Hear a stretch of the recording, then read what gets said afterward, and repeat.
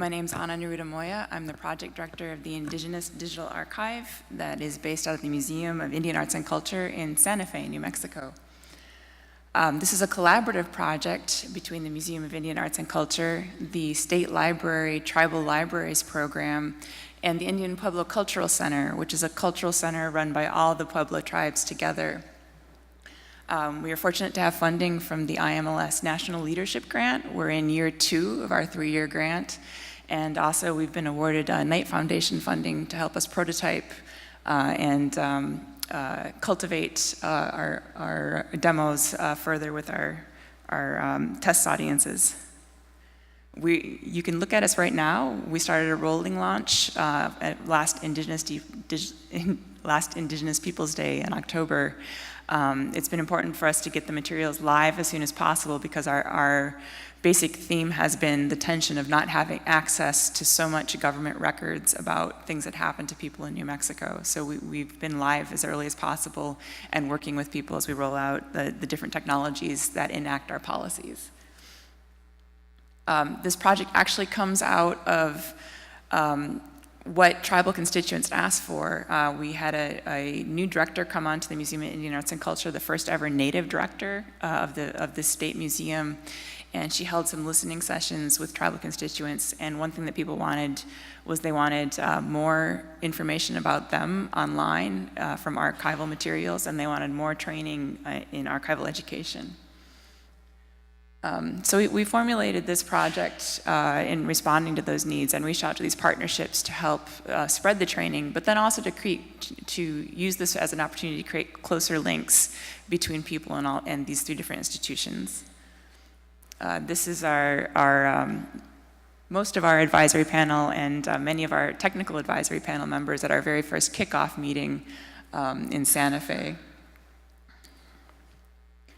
And what we've been building with the Indigenous Digital Archive, it's actually 2 things. One thing is the toolkit itself. It's an open source toolkit that's involved in a number of components, including natural language processing that's able to run on these mass digitized archival documents. It's actually been surprisingly good. The OCR has been surprisingly good, and the natural language processing has been able to pick up quite a bit for that, to do automated indexing, which lets people start quite a bit further when they come in, and then take advantage of the other capabilities of our software to add tags, to add annotations, to add comments, to make counter narratives to what's in the documents. And we're very happy that this is an open source software. Parts of it have already been adopted by the National Library at Wales in some of their crowdsourcing work, and also the Royal Society. You'll hear a little bit more about that in a presentation this afternoon. The Indigenous Digital Archive is also a use case. We have it as a use case starting out with records related to the government Indian boarding schools. There are about 350 government-run boarding schools in the US that were military style and designed to change everything about life then. So we wanted to bring access to those records to people in New Mexico. And also complementary records from the Indian Pueblo Cultural Center about Native rights to land and water at the same time period. There's a lot of interest in these records at this time, particularly because people are wanting to be able to get their hands on them and make sense of them while people are still around who were there at the time, or people who have firsthand stories from their parents and grandparents. Today I decided I was going to step off the edge and actually do a live demo at a talk, and this was not the day to do it. So if you go to indigenousdigitalarchive.org, you will see the site in all its building out glory. Today I can just show you some sketches showing you some of the things that you can do with it. So we started with mass digitizing images off of microfilm. We got microfilms from the National Archives, things that were not available in New Mexico. We wanted to get a lot of records because when you're working with government records, if you want to follow a story or an individual through the records, you need to have access to a lot of records to be able to follow things out through different jurisdictions. But that also raised the need for effective tagging tools, effective ways for people to create access points in there, keep their place, gather documents together across different series, across different jurisdictions. This is a screenshot of a nice backend tool. So we discovered that, you get a microfilm reel of 1,300 images. You actually do want to break that down a little bit. It becomes unwieldy to keep it as one.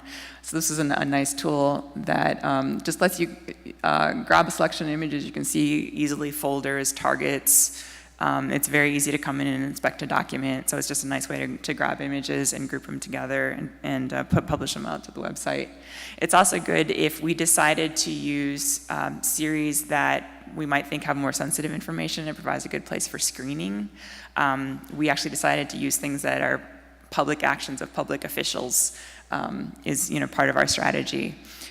We also built in, for our community to feel comfortable, we built in a redaction tool so that if somebody does find something that needs to be redacted due to privacy, due to suitability, they can do that. It's automatic redacted. It comes to us. We verify it, or whatever, and then that travels with the document as it goes through the APIs even. We also encourage people to, in many cases, it's a counter narrative is actually probably what's needed. They can challenge what's there, bring in other evidence, that kind of thing. So we want to encourage that kind of dialogue a lot. The natural language processing, I think, is really complemented by people's ability to tag. Here, it's now that there's so much information in there, it's been kind of interesting to do different searches. Like I did a search on the word coal, and here it came up in one of the school superintendent reports, and he's sort of bragging about in 1926, the boys' students carted 1,400 tons of coal from the railway station to the school, and talking about how much money that saved if instead of having to have it paid to be hauled. People can find names of family members very easily now. Again, this was just information that was not available at all, and now it's readily at people's fingertips. We also, does this go backwards? We also have a feature in there that when a name is created, it creates a web page for that. So you can build out more information about that name. What was that person's name after they got married? What was that person's name outside of school? All that kind of information can be gathered. And importantly, you can discuss things that you're finding in the documents. This is from a report of an outside inspector of the Carlisle Indian Industrial School in Pennsylvania in 1888. And here they're recording that out of 551 students, the most students actually are Apache, and the second most are Pueblo. So between those two groups, it's actually quite a large percentage of the students. So then you ask these questions like, wow, Carlisle in 1888 was really a Southwestern institution, not something we'd thought about too much. And also, what are they doing taking all these Pueblo children? That's 114 children, out of 551 that year. Apaches, kind of makes sense because there's still the Apache Wars, but the Pueblos, what's going on there? But you can start raising these questions and interact with other people on the site who might have more knowledge or more perspectives. It's exciting too, as we develop the site, we have some emerging partnerships. One is with the National Archives, who's kind of excited about the kind of community engagement that we're able to get with these materials, to actually have things more in people's hands.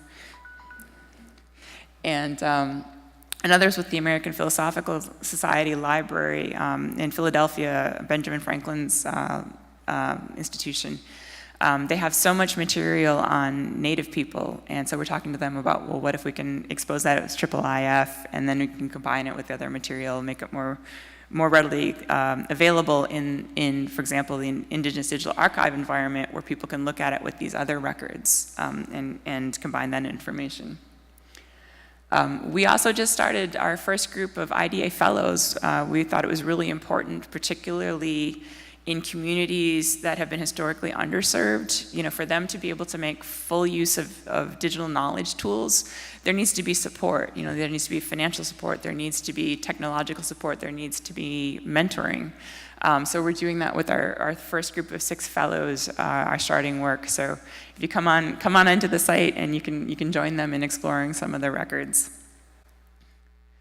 Thank you very much.